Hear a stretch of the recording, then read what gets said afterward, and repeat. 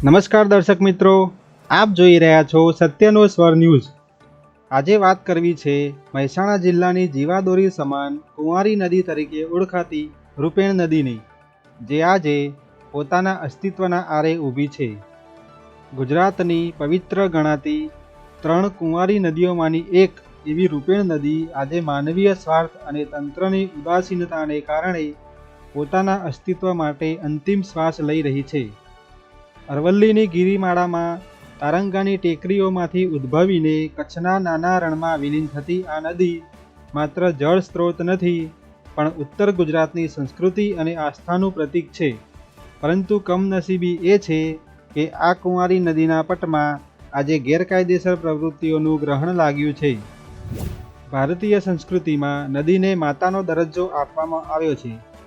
રૂપેણ નદી સમુદ્રને મળવાને બદલે રણમાં સમાઈ જાય છે। તેની આ ખાસિયતને કારણે તે કુંવારિકા તરીકે ઓળખાય છે।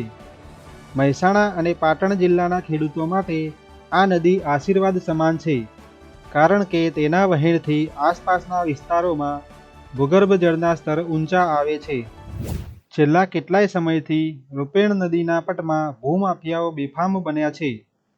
નદીના તળિયાને ખોતરીને જે રીતે રેતી ચોરી કરવામાં આવી રહી છે, તેનાથી નદીની કુદરતી જળ સંગ્રહ શક્તિ નાશ પામી રહી છે। નદીના વહેણને અવરોધીને કરવામાં આવેલા કાચા પાકા દબાણોને કારણે નદી સાંકડી બની રહી છે। જો આ પરિસ્થિતિ ચાલુ રહી તો ભવિષ્યની પેઢી માટે રૂપેણ નદી માત્ર પુસ્તકોના પાના સુધી મર્યાદિત રહી જશે। નદીના કાંઠે વસતા ગ્રામજનો અને પર્યાવરણ પ્રેમીઓમાં ભારે રોષ જોવા મળી રહ્યો છે। એક તરફ લોકો આ નદીને ફરી જીવંત જોવા માગે છે, જ્યારે બીજી તરફ અમુક સ્વાર્થી તત્વો પોતાના આર્થિક ફાયદા માટે નદીને કલંકિત કરી રહ્યા છે। નદી સાથે આવો દુર્વ્યવહાર એ આપણી સંસ્કૃતિ અને ધર્મની વિરુદ્ધ છે। શું નામ છે તમારું? દિનેશચંદ્ર અંબાસિંહ ગાણા।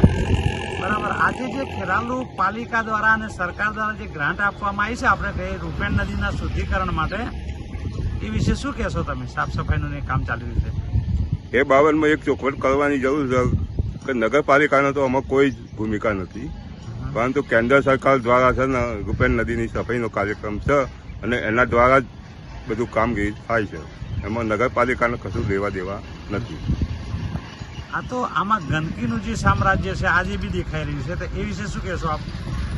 નદીની જે સફાઈ કામ થાય છે એ તો બરાબર થાય છે, પણ બધી જગ્યાએ સરખું થતું નથી। કોઈક જગ્યાએ છે વચ્ચે કેનાલ જેવું જ બનાવ્યું છે, કોઈક જગ્યાએ છે ને આખી નદી સાફ કરેલી છે। તો ટોટલી બોલિંગથી માંડીને ઈદગાહ સુધી એક સરખા માપમાં છે નદીની સફાઈ થાય ને તો જ સારું પરિણામ આવે।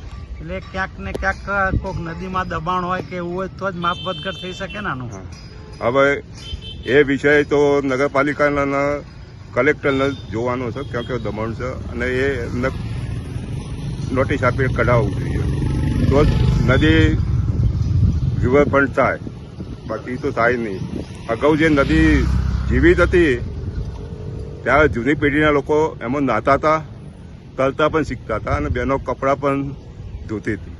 આજ નદીની એટલી ખરાબ હાલત થઈ ગઈ છે કે તમે જોડે ઊભા રહી શકતા નથી, અને ઊભા હો તો તમારે મેલેરિયા કે ડેન્ગ્યુ થાય એની ગેરંટી। એટલે એકદમ પ્રદૂષિત નદી થઈ ગઈ છે। પણ ગામની જે ગટરોનું પાણી પણ આમાં જ આવતું હોય છે। હા, અને નગરપાલિકા દ્વારા સુવેજની કોઈ વ્યવસ્થા જ નથી, એ સીધું નદીમાં ઠાલવે છે અને બધો કચરો પ્લાસ્ટિક બધું નદીની અંદર જ ઠાલવે છે, એટલે પાણી ભરાઈ જાય છે અને એના હિસાબે ગંદકી થાય છે।